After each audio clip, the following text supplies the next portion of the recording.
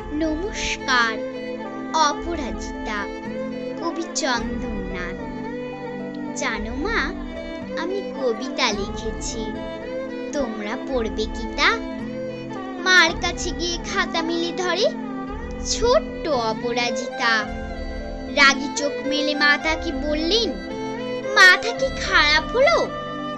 ছাই পাশ সব না লিখে বরং অঙ্কের খাতা খুলো। মুখ ভার করে ঘুটি ঘুটি পাই গেল সে বাবার কাছে। কবিতা লিখেছি। ও বাবা, তোমার দেখার সময় আছে? মুখটি না তুলে বললেন বাবা, কবিতা লিখেছ? বেশ, পড়বো তো বটে, আগে খবরের কাগজটা করি শেষ। অগত্যা গেল দিদিটির কাছে, ডাকলো সে, দিদি আয় দেখ না আমি কেমন ছবিটা এঁকেছি ছোট্ট এই কবিতায়। দিদির দু চোখ টিভির পর্দার ঝলমলে রোশনাই।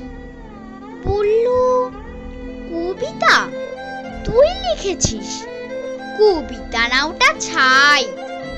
অপরাজিতার চোখ ছলো ছলো, বুকে কান্নার ঢেউ। তার লেখাই প্রথম কবিতা দেখলো না পড়ে কেউ। একা ঘরে বসে সামনে তাকালে মালাতে সাজানো ছবি। স্নিগ্ধ দু চোখে রয়েছেন যে সহজ পাটির কবি। কবিতার খাতা মিলে সে ধরল ঠোঁট দুটো থরো থরো। বলল, ঠাকুর কেউ না পড়ুক, তুমি কবিতা পড়ো। কি জানি কি করে কি যে হয়ে গেল। এ কথার সাথে সাথে রবি ঠাকুরের মালা থেকে ফুল ছড়ল সে খাতাটাতে। মনে হলো তার সামনে বুঝে দাঁড়িয়ে রবীন্দ্রনাথ।